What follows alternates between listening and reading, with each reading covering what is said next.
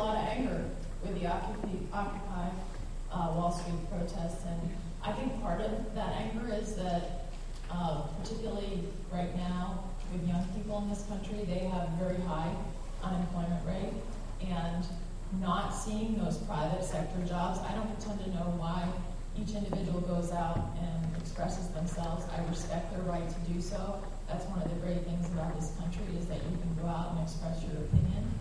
And so I respect that. But overall, this is a very difficult time in terms of our economy. And we haven't seen private sector economic growth.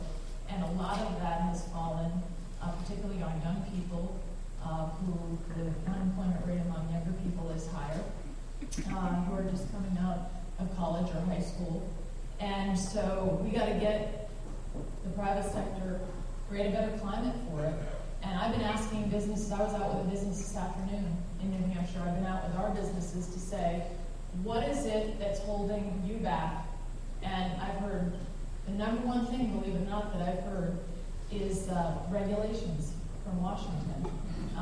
And multiple examples of them. And I was very fascinated yesterday to see a Gallup poll, national Gallup poll, where small businesses said the same thing.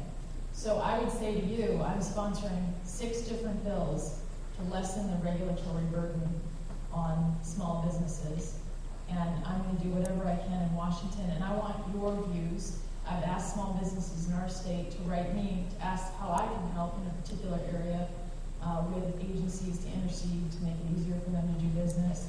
And then I also think if we want to create more jobs and be competitive, we need a tax code that's competitive, and I mentioned that to you earlier.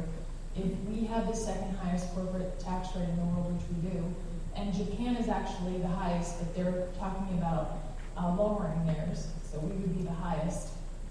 We are not going to keep our capital here, and we need to do that if we want to get people to work. So those are 2 things that I would like to support and work with members of senators on both sides of the aisle to do. And I will tell you this: there is bipartisan movement on tax reform.